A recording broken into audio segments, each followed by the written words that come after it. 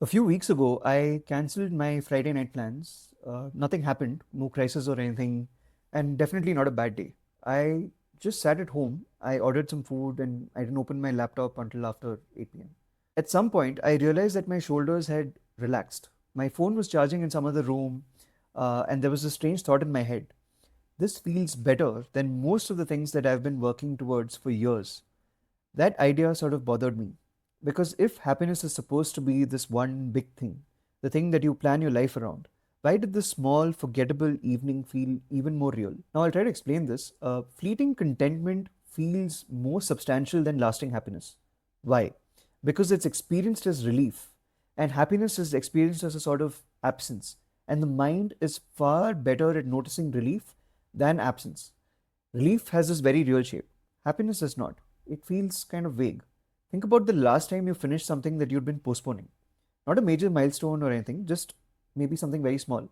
Like replying to an email or text that you've been meaning to send for a very long time. Booking a doctor's appointment that you've been postponing, or clearing a messy table, also, right? The moment you're done, nothing in your life actually improves, but something inside you sort of relaxes. Your breathing changes. You stop pacing. Your thoughts slow down. That sensation, that drop, is what most of us label as contentment. Just the nervous system letting its guard down. And because it comes after some kind of tension, it feels physical, very real. Now compare that with happiness. Let's say your life is going reasonably well. You're earning enough to manage. There are no major conflicts. Your health is okay. Your days are predictable. How does that feel? It does not. There is no moment where you stop and think, yes, this is happiness. Because nothing exactly changes. Happiness, when it's stable, is not an experience. You can call it the absence of active problems. And the brain does not register absences. I'll give an example. You don't feel the absence of pain in your shoulder. You only notice it when it starts hurting again. This is why happiness often feels thin or vague. Not because it's not important, but because it does not create contrast. It does not arrive with a before and after. So we start doubting it. We think something must be missing. I noticed this most clearly during a period when my life was unusually stable. Work was fine, there was no personal drama, and my health was not really demanding attention. And yet I kept feeling a bit restless. Not unhappy, just uneasy. I kept searching for something to fix. And only later did I realize that, oh, nothing is wrong. There was just nothing loudly right. And loudness is what we're trained to recognize. We remember moments far better than states. I can recall with complete clarity the day I quit a very draining job.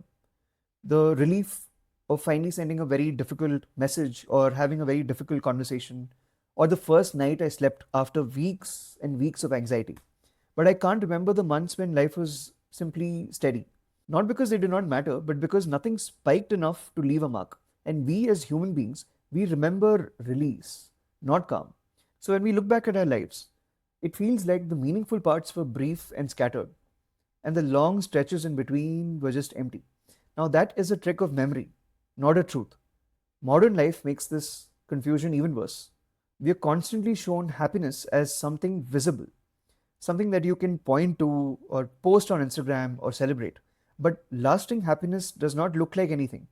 If I had to paint a picture, it looks like fewer arguments, lesser mental noise, lesser mental clutter, and not dreading the next day, which makes it feel suspicious.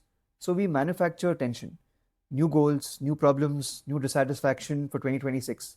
If your life feels unremarkable but stable, and your best moments come from small releases, that does not mean that happiness is missing. It means that you're noticing the wrong signal. Contentment feels substantial because it's loud. Happiness feels kind of thin because it's quiet. But quiet does not mean empty. That is the important thing to notice here. It just means that nothing is screaming for attention. And that is happiness. It's a state, it's not a moment.